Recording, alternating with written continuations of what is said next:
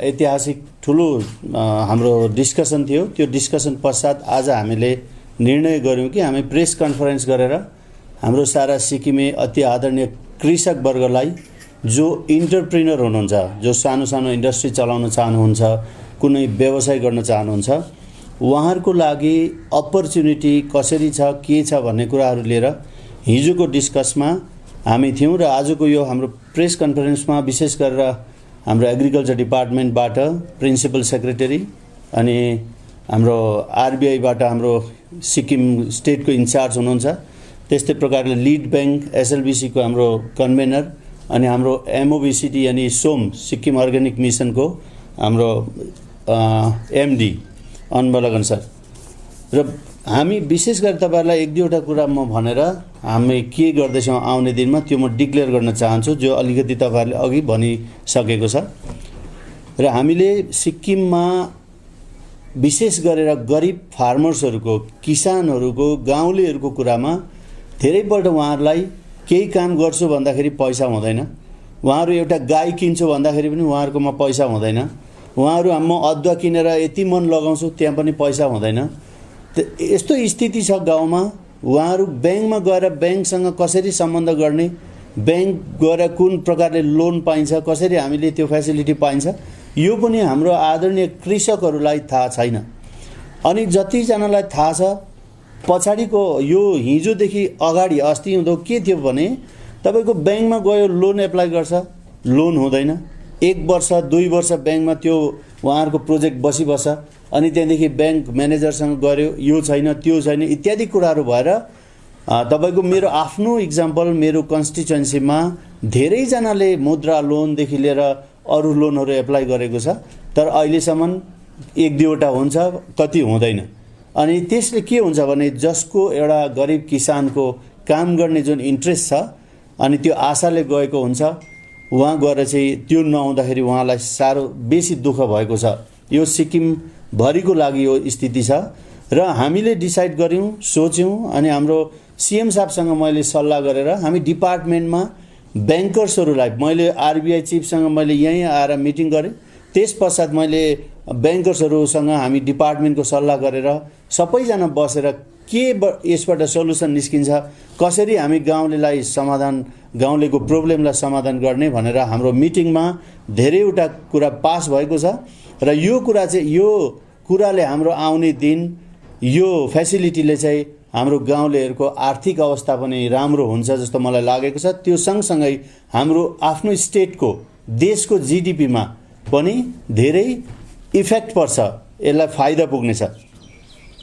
र अबदेखि उसो हामीले भनेका छौं र मैले आज फेरि हाम्रो यो कन्फरेन्समा हाम्रो आरबीआई अनि हाम्रो लिड बैंक एसएलबीसी को उहाँहरुलाई पनि किन बोलाएको भनेदेखि मैले मात्र यहाँबाट डिक्लेयर गर्दाखेरि फेरि उहाँहरुले पछाडी गएर बैंकमा हाम्रो फार्मर्स पुगेर फेरि लोन नहुने भयो भने त भएन। यो चाहिँ हामी एउटा गवाही हो। उहाँहरुले सबैजनाले डिक्लेयर गरेको छ, उहाँहरु सबैजनाले हात उठाएर भनेको छ हिजो कि हामी अब सिक्किमे फार्मर्सलाई सपोर्ट गर्छौं। नेशनलाइज बैंक जो गभर्नमेन्ट सेक्टरको होस् या प्राइभेट बैंक होस्, सबै बैंकले एग्रिकल्चर, एनिमल हस्बेन्ड्रीको, डेयरीको सेक्टरमा अनि अरू कुनै पनि दोकान खोल्नुको लागि होस्, केही व्यवसाय चलाउन, बिजनेस गर्नुको लागि उहाँहरुलाई लोन दिनुपर्छ। स्पेशली एग्रिकल्चर, हर्टिकल्चर र एनिमल हस्बेन्ड्रीको क्षेत्रमा बैंकलाई लोन दिने यो त गाइडलाइन पनि छ, यो भारत सरकारको निर्देश पनि छ। तर हाम्रो सिक्किममा चाहिँ यो इफेक्टिभली काम नभएकोले गर्दाखेरि हामीले यो जमर्को कस्यौं अनि यो डिक्लेयर गर्यौं। र राम्रो कुराहरू भएको छ, जस्तै हाम्रोमा एफपीओ छ, हाम्रोमा सिक्किम अर्ग्यानिक मिसन जो छ, एमओबीसीटी भने हाम्रो त्यो कार्यक्रमकोबाट धेरै एफपीओहरू बनिएको छ। एफपीओलाई अन्डरमा एउटा एफपीओमा तपाईको 500, 200, 300, 400 फार्मर्सहरुको मेम्बरशिप छ। अगर त्यो एफपीओ को माध्यमबाट उहाँहरु एफपीओले एउटा एफपीओले 500 जना फार्मर्सको लाई सपोर्ट गर्न सक्छ भने एफपीओ लाई दिने जुन धेरैवटा क्रेडिट लिंकेजहरु छ, त्यसमा 75% सब्सिडी को स्किमहरु छ, जुन कुराहरु अहिलेसम्म हाम्रो एफपीओ ले पाउन सकेको छैन। अनि यो विषयमा पनि हामीले धेरै चर्चा गर्यौं।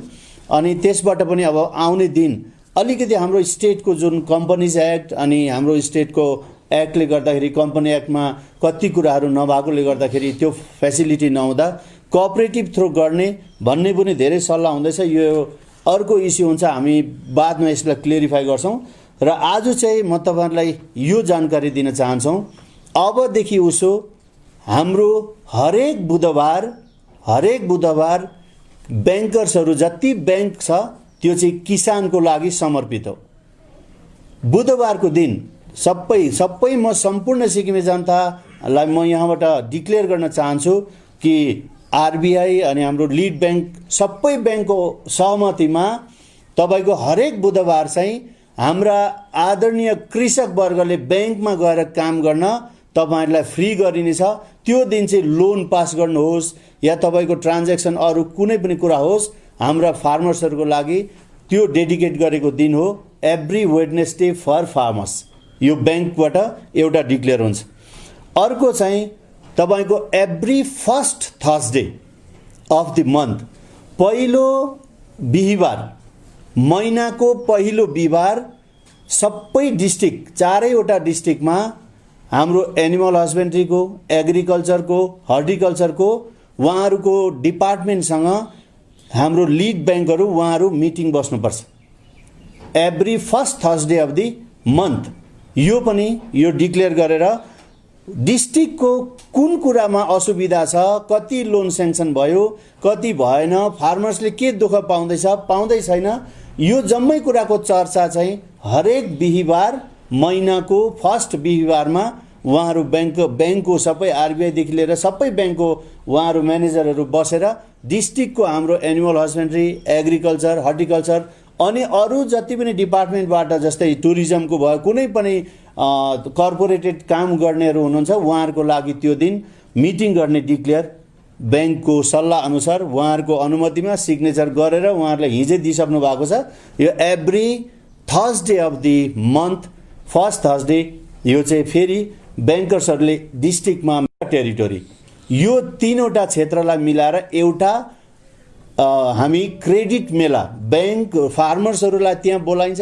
के को उहाँहरूलाई लोन लिने विचार छ अनि हामी ब्याङ्कको जम्मै म्यानेजरहरू, आरबिआईको इन्चार्जदेखि लिएर म आफै डिपार्टमेन्टको एरिया एमएलएदेखि लिएर सबै हामी त्यहाँ बस्ने अनि हरेक जति बेला पनि हामीले भन्छौँ कि त्यति बेला चाहिँ उहाँहरूले गएर ब्याङ्कको क्रेडिट लोन मेलाको आयोजन गर्ने, यो पनि हिजो डिक्लेयर भएको छ। यो पनि म आज घोषणा गर्छु। र अब के फाइदा हुन्छ फार्मर्सलाई? तपाईको अहिलेसम्म के हुँदै थियो, प्रपोजल दियो ब्याङ्कमा, गएर 1 महिना 2 महिना वर्ष दिन अनि नभएर फर्केर पनि आगोस्।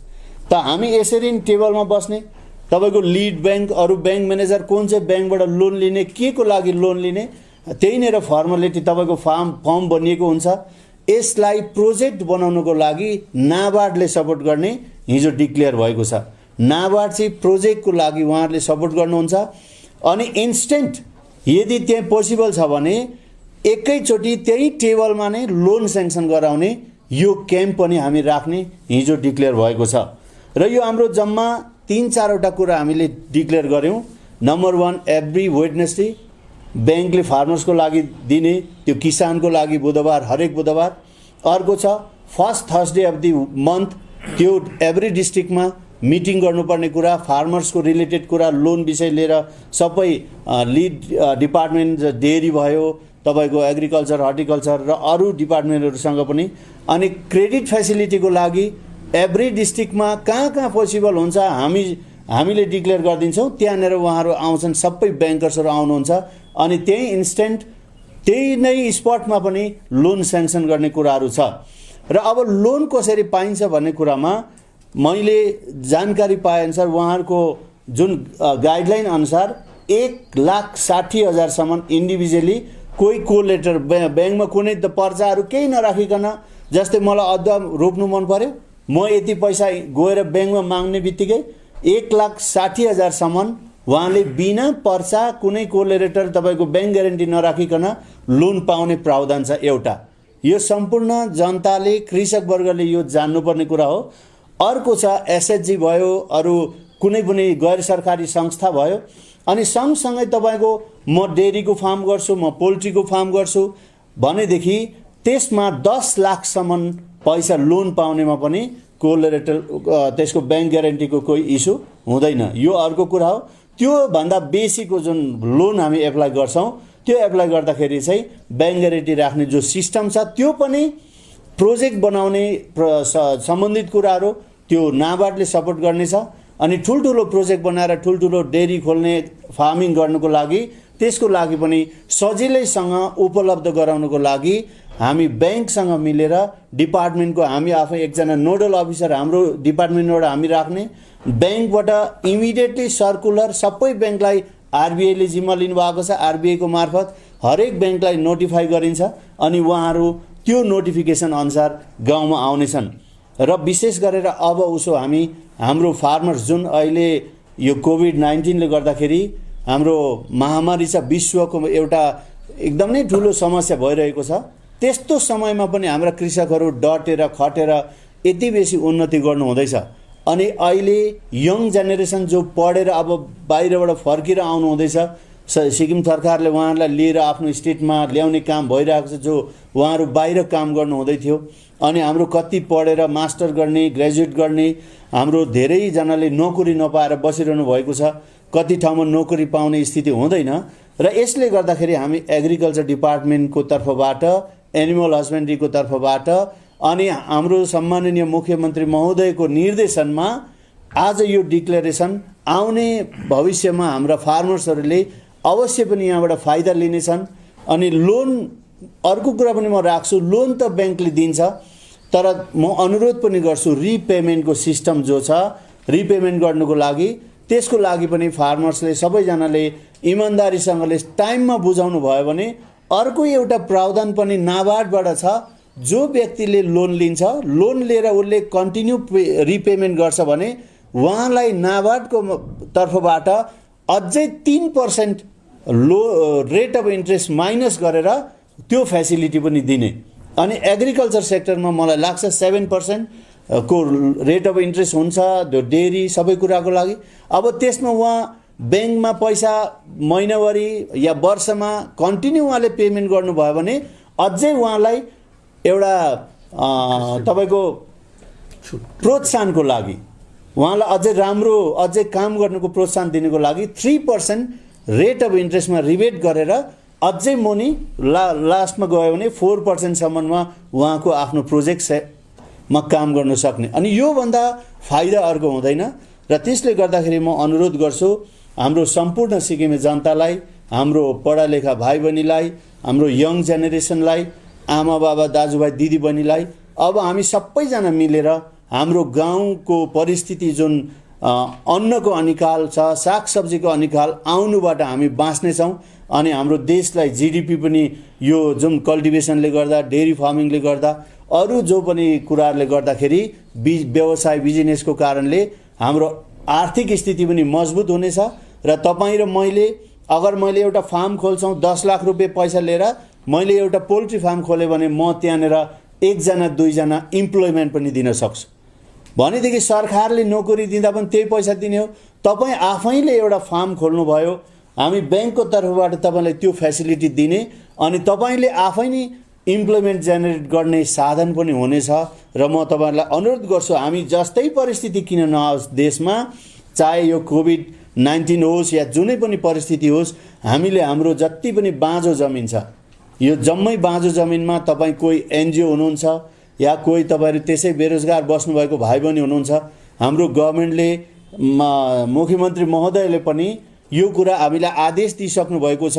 जति पनि गाउँमा ब्यारन ल्यान्ड छ, बाँझो जमिन छ, त्यो चाहिँ पञ्चायत लेभल बाँझो जमिन छ, जसको जमिन छ उसकोबाट त्यो जमिन जम्मा टोटल कति जमिन छ त्यो चाहिँ पञ्चायतको तर्फबाट कल्टिभेट गर्ने, त्यसमा फार्मिङ गर्ने अनि जुन रेभेन्यू त्यहाँबाट कलेक्सन जुन प्रोडक्सन हुन्छ त्यसले एउटा पञ्चायती राजमा पनि सपोर्ट हुने अनि हाम्रो त्यो बाँझो जमिनमा पनि फसल भएर हाम्रो गाउँलेलाई फाइदा पुग्ने भएकोले गर्दाखेरि यो काम पनि हामी लागि पर्नेछौँ। अगाडि हामीले धेरै ठाउँमा बिएसीमा बिडिओहरूलाई हामीले यो आदेश दिने, अब हामी एउटा सर्कुलर निकालेर सबै जमिन बाँझो जमिन चाहिँ अब सबै तयार गरिकन हाम्रो डिपार्टमेन्टको तर्फबाट होस् या प्राइभेट इन्टरप्रेनर कसैले पनि त्यसलाई लिजमा लिएर होस् के गरेर हुन्छ सबैजनाले त्यसको उत्पादन गर्यो भने भोलि हामीलाई जस्तै परिस्थिति आउँदा पनि राम्रो हुनेछ र हाम्रो आफ्नो पर्सनल लाइफदेखि लिएर गएर हाम्रो आफ्नो जिडिपी पनि राम्रो हुन्छ।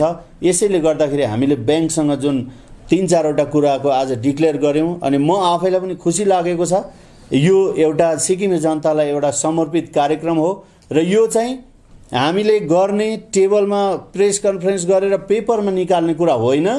हामी लगत्तै आउने केही दिन यो अलिकति हाम्रो समस्या जुन छ महामारीको यो अलिक शान्त भए पश्चात हामी वेस्ट सिक्किममा फर्स्ट एउटा क्याम्प राख्ने म आजै यहाँबाट म घोषणा गर्छु।